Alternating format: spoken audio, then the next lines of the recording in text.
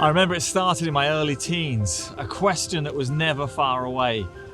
School teachers, family, friends, they all asked it. And the question is, what are you going to do next? The unfortunate scenario was, like many of my friends, I wasn't convinced I knew the answer. This question never actually did go away. In early adulthood, it was asked, but in a different way.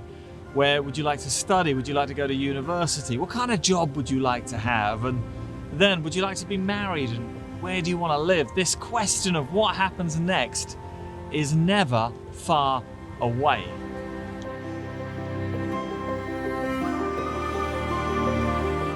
Some people really struggle with the question, what happens next? For some, getting through the day in hand is a win in itself.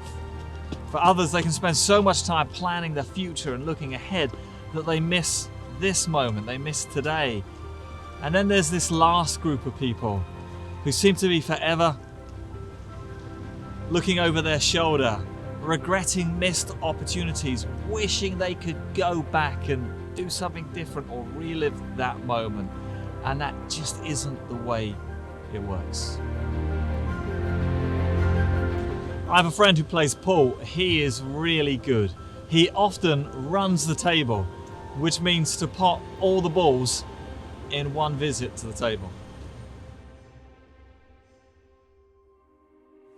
My friend knows that he needs to be both present and future orientated at the same time.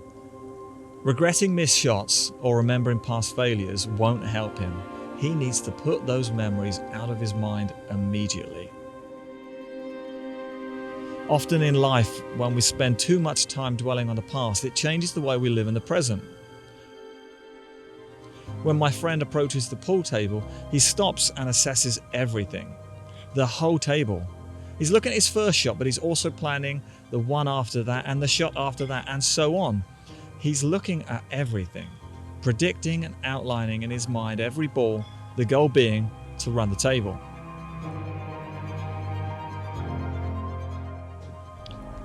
Obviously life, like balls rolling around on a table, does have a habit of spinning off course from time to time. This can't always be anticipated, but it can be accommodated. Relax. This happens. Focus. Be calm and continue.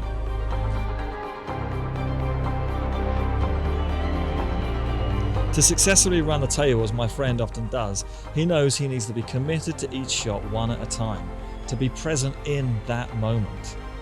He also knows that he needs to be mindful of what's coming next, tying together one shot at a time, all 8 balls.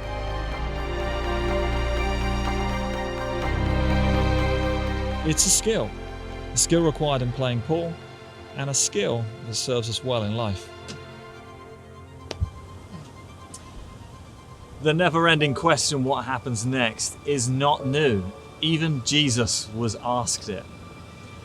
In the New Testament, the book of Acts begins by telling the story of the early church, and it begins with Jesus risen from the dead, spending time with his disciples, when his disciples ask him a question.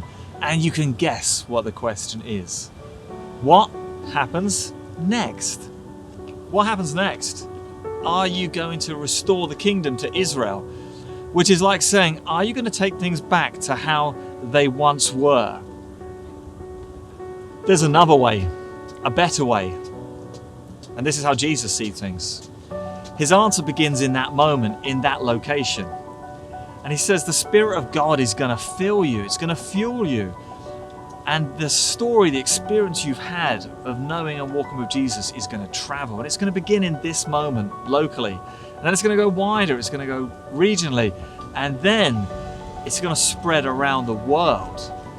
This narrow way of asking the question is blown wide open as Jesus unpacks what is about to happen next. The question, what happens next, can be a good, helpful question. Sure, it can be frustrating at times, but it's good to ask questions. God doesn't mind us asking him questions, even the big ones. So ask God, ask family, ask friends. Wisdom is often found in the context of community and asking questions.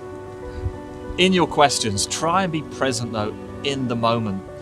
Try not to spend too much time regretting opportunities missed, or too much time planning for what might or might not be some way down the road.